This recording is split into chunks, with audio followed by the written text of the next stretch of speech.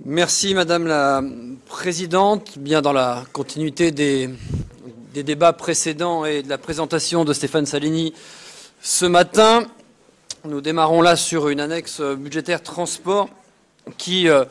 les inscriptions le montrent, l'exécuter également, reste la priorité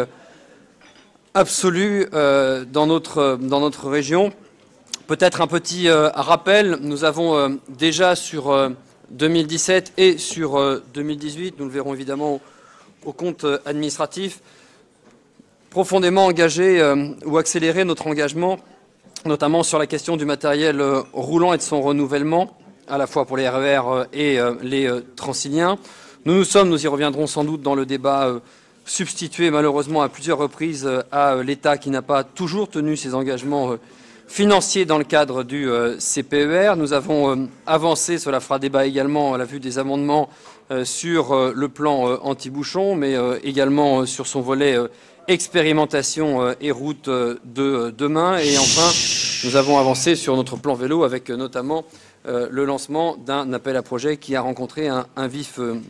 succès. Et puis enfin, nous avons adapté il y a quelques mois de cela notre stratégie pour le fret et la logistique. Concernant le budget 2019, qui évidemment, comme ça a été évoqué par Stéphane Salini précédemment, se fait et se monte dans le cadre d'une très très forte contrainte qui pèse évidemment sur l'ensemble de nos collectivités, nous affichons néanmoins 775 millions d'euros d'autorisation de programme contre 735 millions en 2018. L'année 2019 permettra l'accélération d'opérations structurantes comme le prolongement du RER E à l'ouest, le tramway T9 entre Paris et Orly ou encore le prolongement de la ligne 11 du métro vers Rosny-Bois-Perrier, le tout pour un total de 256 millions d'euros. Avec un budget, on pourrait considérer que ce n'est pas suffisant, mais c'est une fierté pour nous puisque c'est déjà 2,5 fois que ce qui se faisait par le passé chaque année, avec un budget de 52,300 millions d'euros d'autorisation de programme. Nous confirmons évidemment notre engagement sans faille pour l'adaptation des gares d'Île-de-France en faveur des personnes qui souffrent d'un handicap, quel qu'il soit, puisqu'ils sont nombreux pour pouvoir nous empêcher d'utiliser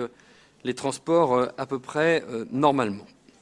Nous continuerons évidemment de soutenir fortement le renouvellement des matériels roulants des RER et des Transiliens, notamment à travers, c'est le cas du budget régional, l'adaptation des voies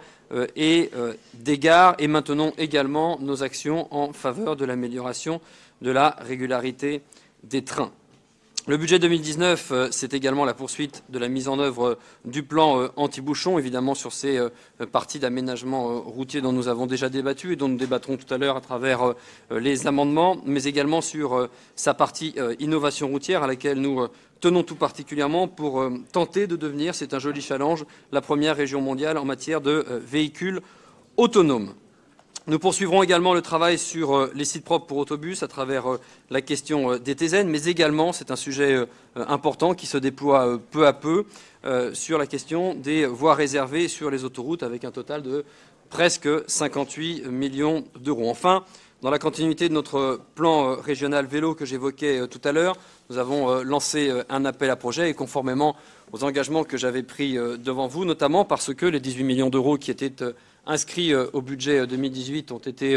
consommés. Nous proposons une augmentation de ce budget à hauteur de 20,8 millions qui correspond pour l'heure aux demandes qui ont été émises par les territoires. Enfin, pour boucler, et puis ensuite nous rentrerons dans le détail sans doute à travers la discussion générale et les amendements, il est proposé une dotation de 772,107 millions d'euros d'autorisation d'engagement pour notre budget de fonctionnement, ce qui correspond évidemment à la fois en grande partie à la quote-part que nous devons à Île-de-France Mobilité, et puis le maintien, nous en parlerons également tout à l'heure, des 14 millions d'euros d'autorisation d'engagement qui sont proposés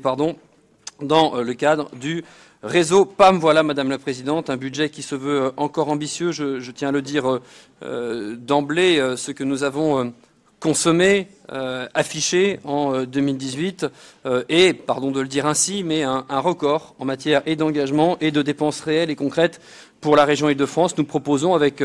humilité mais beaucoup d'ambition de continuer à augmenter ce volant d'investissement sur cette priorité que restent les transports en région Île-de-France. Je vous remercie.